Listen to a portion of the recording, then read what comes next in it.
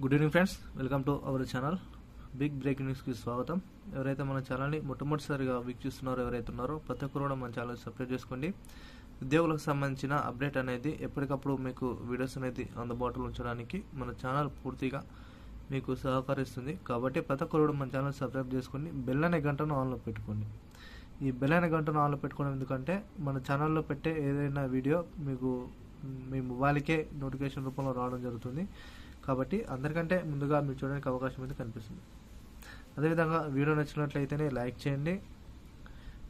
మనం ఈ వీడియో దాదాపు 500 లైక్ని ఎక్స్పెక్ట్ చేస్తున్నామని ప్రతి ఒక్కరు లైక్ కొట్టండి. వీలైనంతగా వీడియోని అందరూ కూడా షేర్ చేయండి.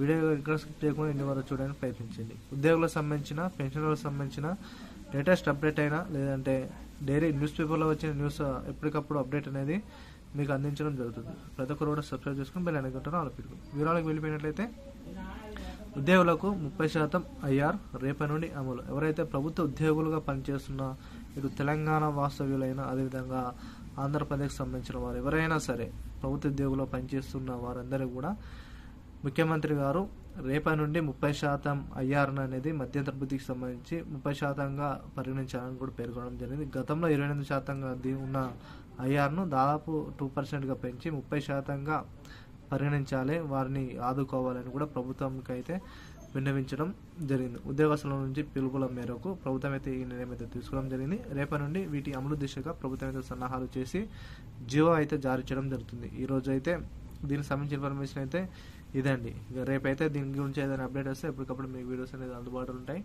వీడియో నచ్చితే లైక్ చేయండి, షేర్ చేయండి. Thank you all. మరిన్ని వీడియోస్ కోసం ఎప్పటికప్పుడు మన ఛానల్ వాచ్ చేస్తుంది బెల్ ఐకాన్ గంటను ఆల్ పెట్టుకోండి.